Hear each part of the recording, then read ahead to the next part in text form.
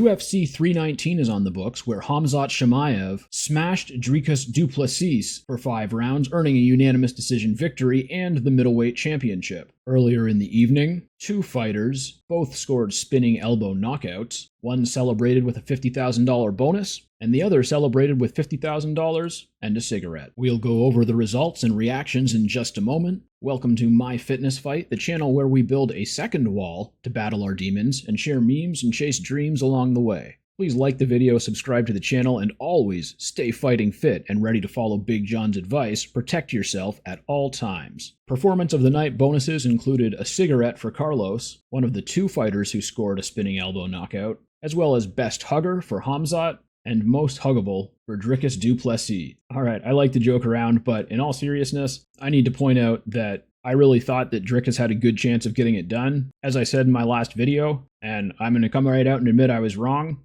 I think Khamzat really showed that not only was he capable of beating Dricus, but he was capable of beating Dricus 5 times out of 5, because Dricus had 5 rounds, each of which started with them not in physical contact with each other, on their feet, at striking distance, and 5 times out of 5, Khamzat was able to take him down and win the fight. So all respect to Khamzat. I think he's going to be an incredible champion. He's already one of the most popular fighters in the UFC, and all credit to Dricus as well. I hope that he's able to come back from this even stronger and keep moving forward. I was saying in my last video that he reminds me of Georges St. Pierre in some ways, and I know that the advice Georges St. Pierre would give Dricus in this situation is that this is going to be the best thing that ever happened to him if he learns from it and chooses to work through it. And I'm confident in saying that that would be the advice GSP would give him, because I've heard GSP give that advice to a whole bunch of different guys that just lost MMA fights. And I think it's good advice, and it's good life advice in general, to be honest. Your greatest struggles, and in some cases your greatest defeats, can very often lead to better things, including the best things in life. And I think there's nothing that would be more awesome for me as a fan of the sport, and there's nothing that would be better for the sport than for Dricus Du Plessis to come back from this and find a way to beat Khamzat in their rematch when they fight again, or to make it more competitive so that even if Khamzat beats him again after the next fight, people say, that was an incredible fight, like they did after the Gilbert Burns fight. And when it comes to people complaining that wrestling is boring, or that wrestling isn't fighting, or that if all you do is out-wrestle the person and punch them on the ground, then that isn't winning a fight, I'm just going to throw it over to Demetrious Mighty Mouse Johnson, aka one of the best MMA fighters in the history of the world. If you guys don't want to watch grappling and wrestling and jiu-jitsu, don't watch UFC. Don't. You guys are complaining about something that it's a very simple problem to fix. It's a very simple problem to fix. He goes on to make a joke about turning the TV off at that point. And I agree with him, of course, in the part about if you don't like watching mixed martial arts, which includes wrestling and grappling and submissions and things like that, then you shouldn't watch mixed martial arts.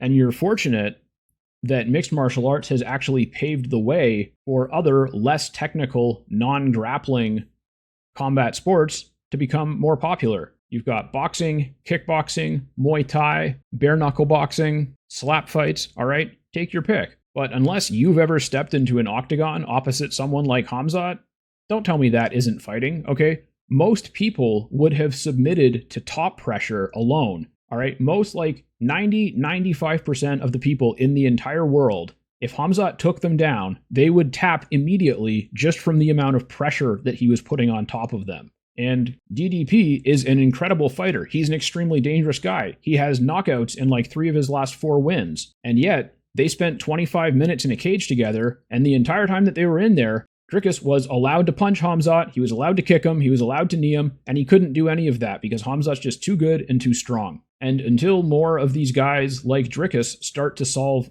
the problem of these hard-nosed wrestlers who can just ragdoll everybody, we're going to see more of this. So, you know, if you think that a fight should just be a slugfest and somebody gets knocked out, I highly recommend BKFC. Personally, I prefer watching mixed martial arts, but there's something out there for everyone, you know? And actually, leave a comment if you'd like to see me cover BKFC, because I've never really gotten into that, but I'm not opposed to it. Back to some actual news reporting. According to SureDog.com, Carlos Prates and Lerone Murphy both earned $50,000 performance of the night bonuses for their back-to-back spinning elbow knockouts. I think that might be the first time that there's ever been back-to-back spinning elbow knockouts in the UFC. Might be the first time there's ever been back-to-back spinning attack knockouts. Those are not that common. And Khamzat Chimaev also earned $50,000, which in my opinion is absolutely well earned. That guy is an absolute machine, and he was not born that way. He was made, and he was made via a lot of hard work. But I'm still here for the memes. He's the hugging champion, he's the people's champion, and he is the UFC middleweight champion of the world. It's going to be really interesting to see who gets matched up against him next, and also who Dricus fights next. I haven't heard anything about either of them being injured, but you never know. If it's not something really, really serious, a lot of the time you don't hear about it at all, or you don't hear about it until later. And I think UFC 319 was just a fantastic card overall. It looked like a really good card going into it, and I think 80% of the fights were as good or better as you could have hoped. I will concede that the main event was not as exciting as it could have been, but I don't really have the same perspective on mixed martial arts for entertainment as I think most people do, because to me, the main event was a wrestling clinic, and I find wrestling clinics really interesting to watch. But I'm the type of person who will watch jiu-jitsu tournaments and combat sambo tournaments and judo matches. I'm really into martial arts and combat sports, and I used to practice them pretty extensively, and grappling is exceptionally fascinating to me. So you're never going to convince me on a personal level that that was a boring fight, but I can absolutely appreciate how it wasn't the fight that we were really hoping it would be.